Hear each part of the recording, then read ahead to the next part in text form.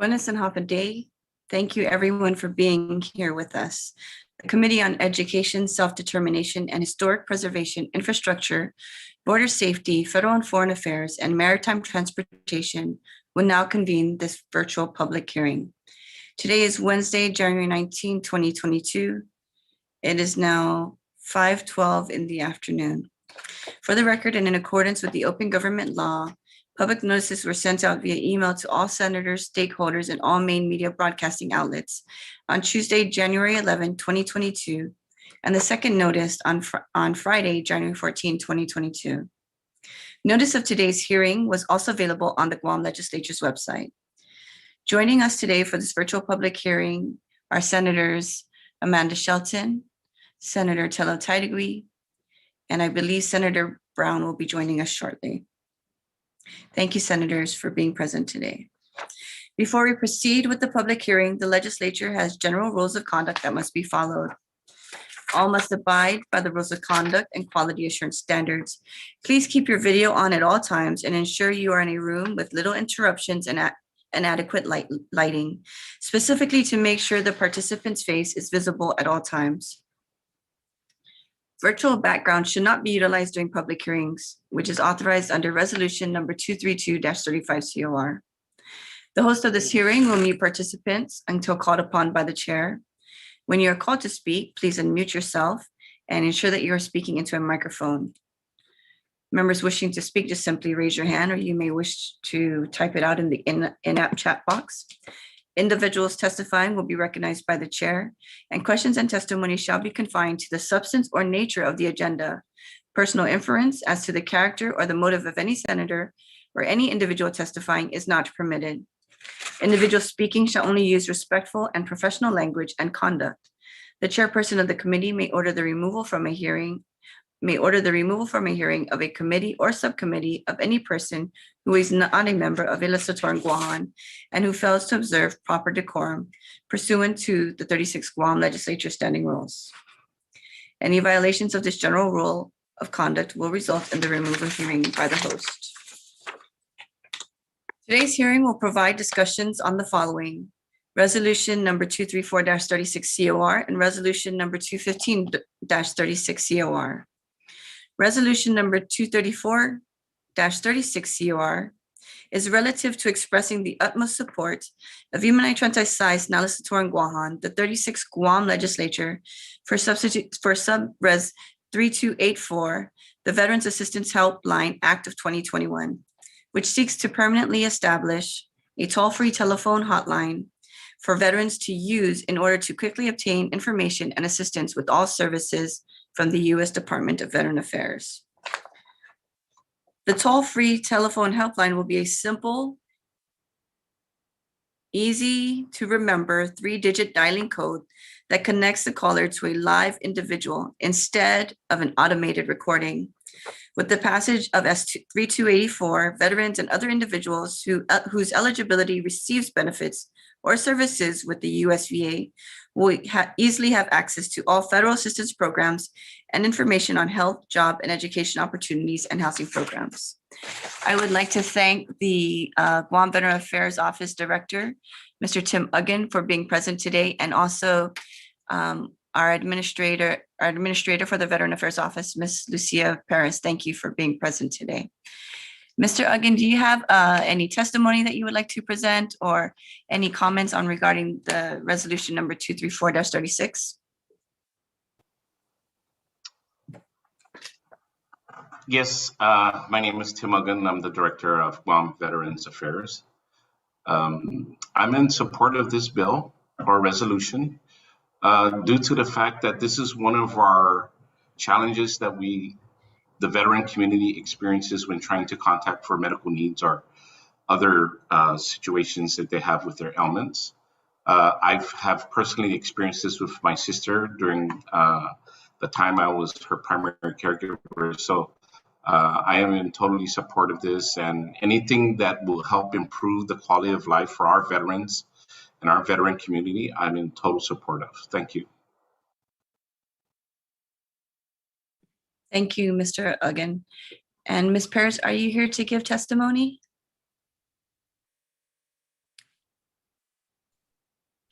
I also support this resolution in ensuring that we've got 3-digit versus the 5-digit currently Brave, the 741 number. So anything to make it easier for our veterans would be greatly appreciated.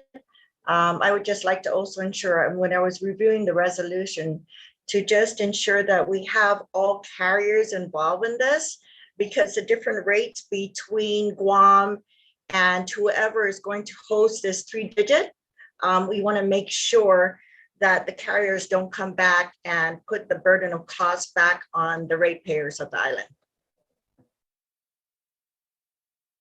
Thank you, Ms. Paris.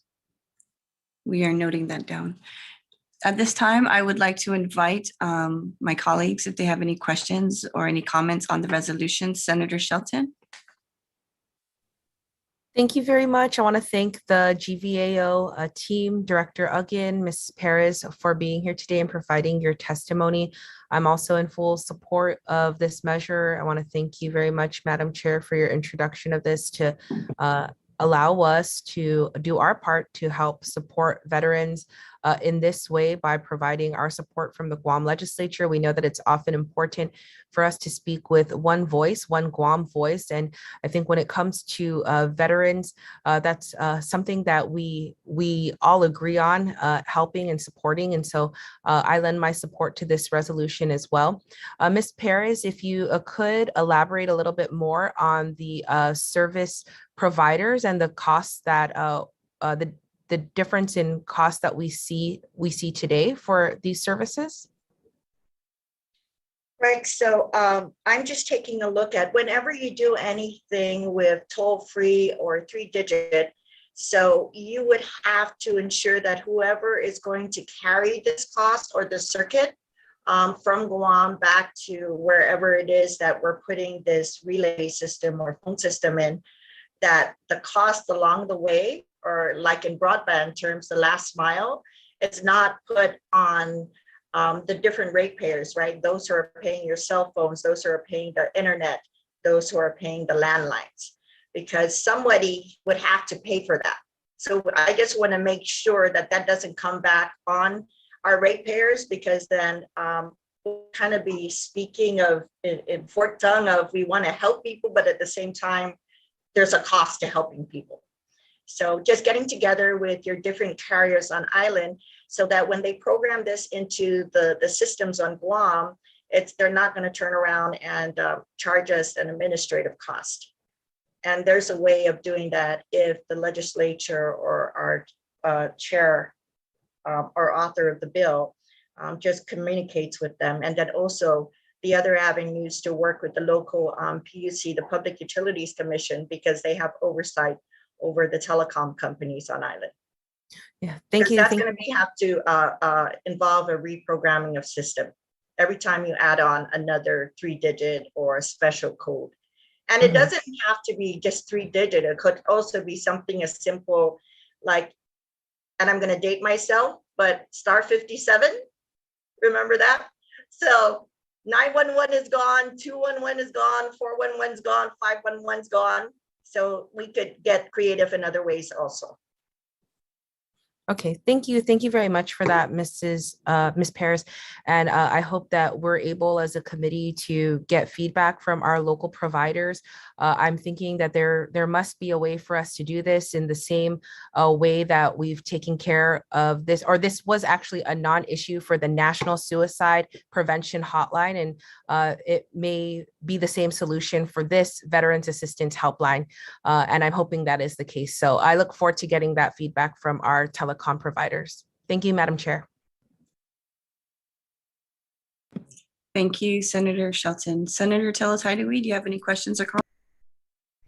Thank you, Madam Chair, for the opportunity. And it's always good to see you, Tim, Director Guåhan, and of course, Ms. Perez. Thank you so much for being here tonight to give your comments. You know, most local veterans are challenged when using the current VA Help Center. And the VA Inspector General in the report to Congress has stated that the VA needs to improve the accuracy of call centers. So Mr. Uggan or Ms. Paris, do you know if the Senate Bill 3281 will address this issue, or should Resolution 234 contain language of our local veterans' unique challenges when using the current call centers? So, Senator Titlegy, are you talking about 3284? Because you said 2384. What are you talking about? oh, I'm sorry. We're talking about the call centers. The bill, I'm talking about Resolution 234, and the Senate bill is 3281. Yes, 3284. That's correct. 3281 will address these issues. And then, or should Resolution 234 contain language of our local veterans' unique challenges when using the current call centers? So I read through the resolution, and I believe it does contain language in terms of the call center, because it does speak to like the time. So I would just, in terms of looking at the programming of this 3-digit number or whatever it may be, is that whatever call center it falls back to, that those individuals understand, one, the time difference, which is in the resolution, but also understand the unique nature of the language of the individuals calling.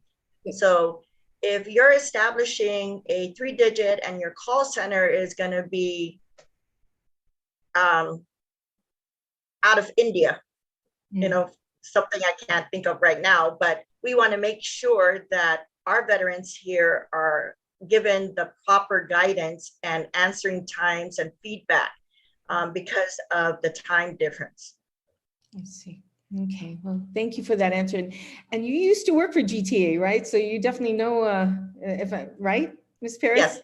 Okay, yes. So you definitely know your numbers. Yeah, And, so the regulatory side, yeah, was my side of the house. So I understand the intricacy of this and just making sure. So for example, and I know Senator Nelson has looked at this, our CBOC, right, our community-based outpatient clinic, they have a system where you dial into and it goes through this search of press 1, press 2, and depending on the time of day, you can either get a human voice or you can get a recording. So we want to make sure that if we're telling, we're going out and we're saying we want our veterans to be able to get a 3-digit dialing, we also follow through and say, okay, I've got the 3-digit dialing. I need to make sure now that the individuals that in that call center are going to answer, even if you have peak loads, right? So there's no comeback of, oh yeah, we gave you your 3-digit dialing, but I'm sorry, the peak times and staffing and other issues you guys didn't think of. So to alleviate or to cut down the frustration of the veterans, we need to make sure that that's in our resolution so that it doesn't give other or create other potholes, so to speak. No, excellent. I mean, that actually, you came into my next question or comment. And thank you, Madam Chair. It is 3284, sorry, Bill 3284. And it becomes very helpful, and more than half of the calls to the VA that it gets properly routed to live human beings at the VA office. Unfortunately, the same complaints or similar complaints resonate even now. But will this bill, in your opinion, help a veteran when the current VA call center transfers a call to another VA office that perhaps a live person will answer at the minimum? And should this language be included in the in Resolution 234? Or do you think it's already in there? It's already in there. It's actually on page 2 of line 14, quote unquote live individual rather than the automated recording. I would just like to see that it goes further. So for example, if we're saying a veteran can dial 811 for assistance and they press 1 for claims, that whoever that number is going to, that they're aware that they have to answer the phone or, you know, within a certain quality of service time, right? So you have quality of service times where you say the phone must be answered in in 3 rings. And if it doesn't, then it rotates to the next available line. So it's got to give that opportunity there. If we don't put in the quality of service, that's where I can see coming back of, well, we gave you what you wanted, a 3-digit. You didn't tell us that we had to make sure it was staffed, and you didn't tell us that we had to make sure that every prompt for the different type of services for the veterans are addressed. Lucille, what page is that particularly? So it's on page 2 of Resolution 234-36, line 14. And it basically says, would also facilitate more user-friendly access to obtaining information and services over the phone, communicating with a open quote, live, close quote, individual rather than an automated recording, and to efficiently expedite and streamline access to support resources. So the language is in there. I think we should include some quality of service metrics so that we can ensure that, and it's done, we can actually do it, measure, so that if veterans come back to us later on and say, well, yeah, you gave me the 3-digit, but I have to be on hold for 2 hours. And it gives me the option of leaving my name and number for a callback, but it never happens. So that's the potholes that I want to avoid, or this office would like to avoid, and set up and make sure that the metrics is set up. So when we ask for information or data to prove either the success of the 3-digit or the shortfalls, gaps of the 3-digit, we'll know what we're talking about and we can back it up. Sounds good. Yeah, that would be very helpful. I greatly appreciate your input on this, especially with your background. You definitely know what you're talking about.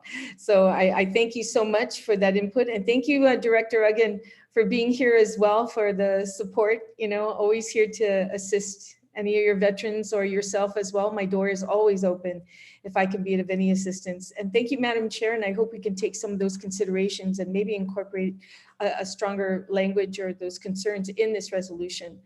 So I appreciate the time and allowing me to comment. Thank you. Thank you, Senator Tello. Senator Brown, do you have any comments or questions? Thank you very much, Madam Chair. No, I don't have any questions. I think the questions have been asked with regards to this, and certainly anything we can do to help support and encourage facilitating information between our local veterans and getting any information or assistance they need, or also access to programs that they're eligible for, will be a very good thing, because historically it's been a long and winding road for our veterans in the past to try to find out information, and then all the requirements that they need to fill in, documentation that they need to provide. And certainly the time and the complaints you've heard, back in the day, you have to go through Hawaii to get anything processed for Guam or get feedback. And for many veterans, it's been very difficult and very complicated, especially when, in most cases, we're dealing with veterans that are in their senior years, and a number of them have challenges and disabilities that were related to their, service-connected disabilities. And as more information is getting around that, there are programs and compensation that they can apply for, I think anything we can do to facilitate getting them that is beneficial to them.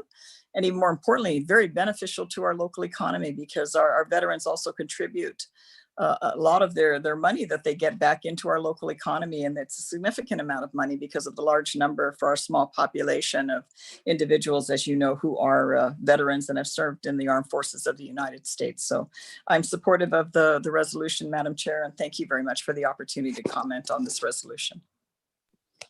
Thank you, Senator Brown. Director Uggan and Ms. Perez, I want to thank you for giving testimony on this resolution. We will take into consideration the recommendations that you have moving forward, and we'll ensure that that is solidified in the resolution substituted on the floor. So this will conclude the testimonies and the comments for resolution number 234-36. And we will now move on to resolution number 215-36. Resolution number 215-36 is relative to expressing the utmost support of I Liheslaturan Guåhan for the passage of HR 5606, the Return Home to Housing Act, which seeks to amend Title 38 of the United States Code to adjust the rate of per diem payments provided by the Secretary of Veteran Affairs to grantees that provide services to homeless veterans, and further requesting parity and inclusion of all veterans residing in Guam and in all territories. And specifically, what this legislation would do is to raise the maximum allowable rate that USDVA can reimburse to service providers for supply and for also supplying transitional housing to displaced veterans. It also will also update the VA's grant and per diem program funding in accordance with the recent inflation and cost of living within certain states and territories, within the states and territories. So, Mr. Uggan, do you have any testimony or any comment on this resolution?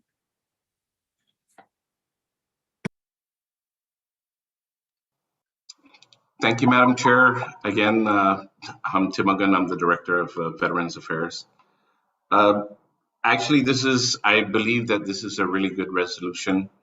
One of the challenges that we're experiencing right now, because we're trying to avail our state office to be part of the GPD program, which is the grant per diem program. Unfortunately, the only states that are currently participating can apply for this grant. So I'm actually attending the conference next month to figure out how we can navigate and add Guam, the state office here, to be part of the program, since I'm not sure if my predecessors ever made an attempt to try and get Guam included in this. I've made a couple of attempts to try and get us on this, but I've gotten kickback because we're not on the list. So when I attend this conference next month, that's one of my priorities, to sit down with these people, and Lucy and I are going to sit down with all the grants people, and we're going to bring the fire, because there's a lot of things that Guam should be eligible for in regards to grant programs that were not on the list, right? For some reason or another. But this is a key one, because this is supportive of our homeless veterans, our veterans that are in transition, our veterans that don't have jobs, that have low income. So this is something that, our veterans that we have here, not just for Guam, but, we're trying to establish Guam as a regional hub for Micronesia and the Pacific, International Pacific, which is something that we've discussed with the new appointee for Pacific strategic programs last week. So we have a sit-down date with the program director when we get to Virginia next month. But I am in totally support of this, and hopefully we have success at this conference, and Guam can avail to this program. Thank you. Thank you, Director Uggan. Ms. Perez, is there any comment or questions that you would like to add or ask? No, I ditto everything that he said. Okay, thank you. Okay, I'll now call on my colleagues if they have any questions or comments. Senator Shelton, do you have any? Thank you very much, Madam Chair. I want to thank again our GVAO for being here, for the testimony that they've provided today for both resolutions. I think this is another effort on our part that is something we can all get behind, again, in support of our veterans. And I think this is timely, and I give you my full support to help move this swiftly as Director Uggan goes off very soon to have these conversations. And I think it's great to have the backing of the Guam Legislature with him, the support with him, that he can be able to share that with those he's meeting in Virginia to help build the case for Guam and to ensure that we're getting all of the benefits for our veterans here that they rightfully deserve. So thank you. We wish you the best of luck, Mr. Uggan, and we hope to send you off to Virginia with this resolution in hand. Thank you, Madam Chair. Thank you, Senator Shelton. Senator Tydegui, do you have any questions or comments? Thank you, Madam Chair, for the opportunity, and I'm wishing you the very best, Tim. Go get him, stand your ground. Tell him about how many people are per diem,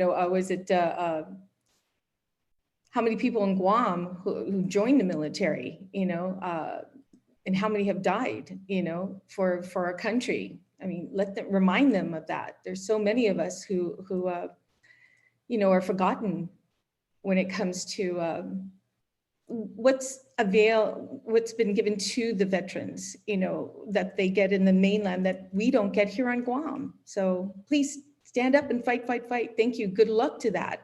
But, I also wanted to bring up, there are several, just the resolution itself, that there are several known homeless veterans on Guam walking our public streets, as you know. And is there an active VA transitional program provided for veterans, homeless individuals in Guam using per diem grants currently? I'm going to say no, not that I'm aware of, unless WestCare has received a grant from them, but not to my knowledge, which is the reason why we are trying to establish us as a first-time applicant, because throughout the grant program, it's for current grantees only. But, how could we ever be a current grantee if we don't get on the list, right? Or, be able to apply for it. So, our goal is to hold them to the fire. And yes, we're going to quantify and justify our existence with the total number of veterans that we have served, that are serving, and those that have fallen before us. And it's one of our priorities because this is a way for us to support those homeless veterans. Like I mentioned before, right? It's the transition is the gap that we need to fill here on Guam and throughout Micronesia for the veterans. The transition period from whether you're getting out of active duty or out of the service, whether it be Guard or Reserve or retiring, this is the gap that we don't have currently in regards to services or monies to provide these veterans that are in search of stability and maintaining their lifestyle. So yes, absolutely. We're going to bring the fire. We're going to bring the numbers.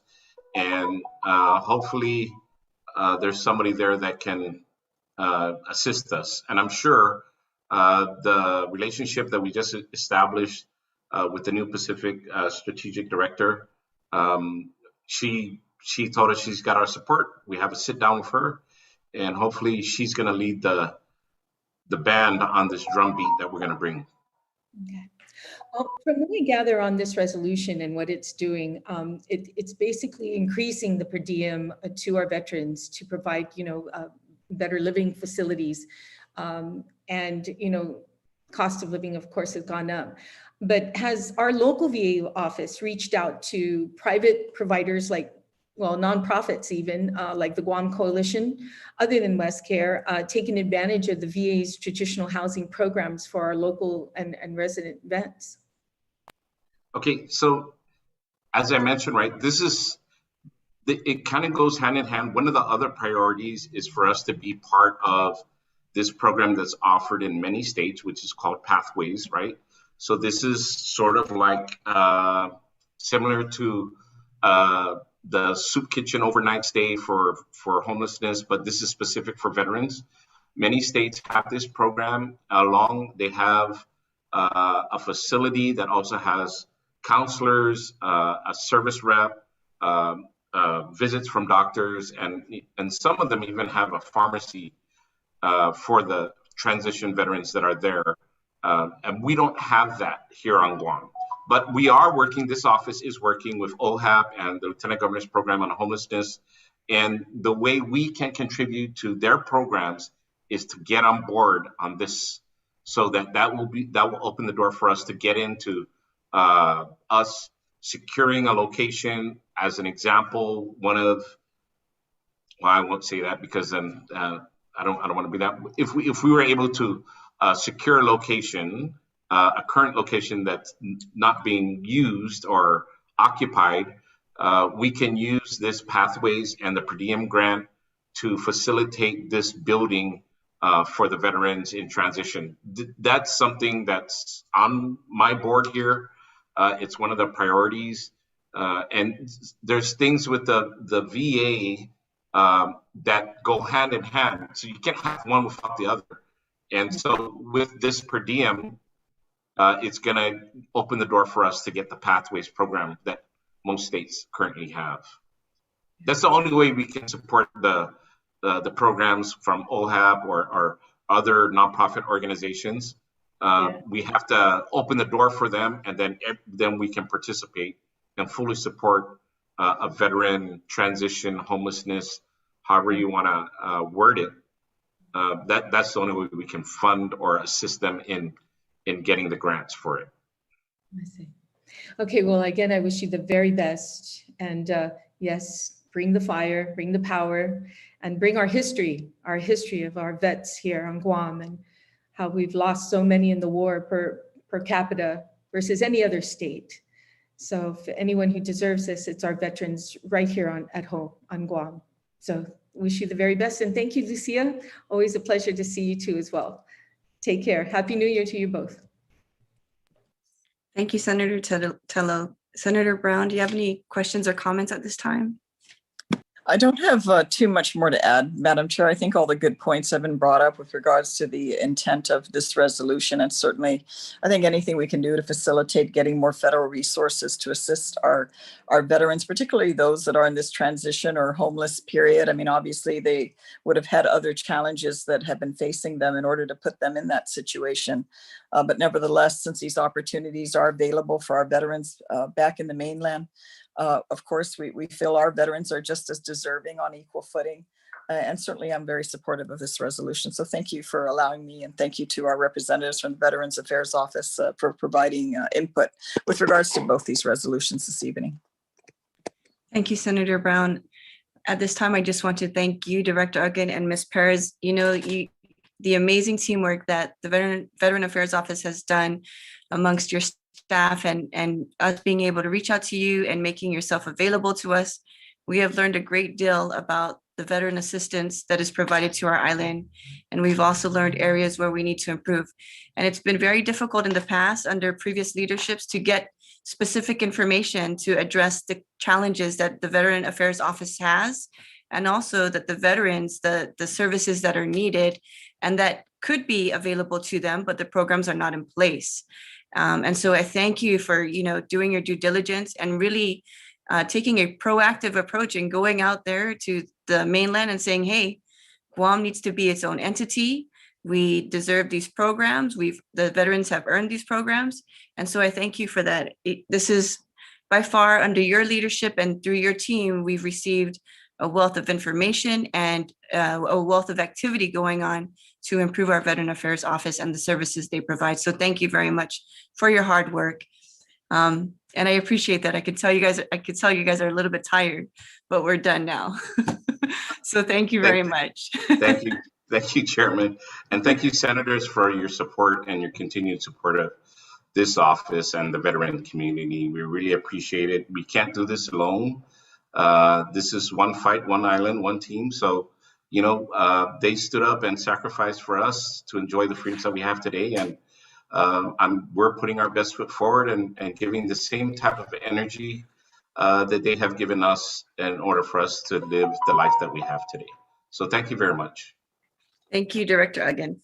Okay, so with that being said, and there are no other further questions or testimonies, we will now conclude the virtual public hearing. The committee will continue to accept written testimony for the next 10 working days. Testimonies may be sent via email to Senator T.C. Nelson at guamlegislature.org or delivered to the office of Senator Telena Cruz Nelson at Suite 202 Alpha 173 Espinal Avenue, Hagåtña, Guam. A recording of today's hearing will be available on YouTube at the Guam Legislature Media. We will now conclude the virtual hearing. It is currently 5:45 in the evening. Thank you very much and have a good night.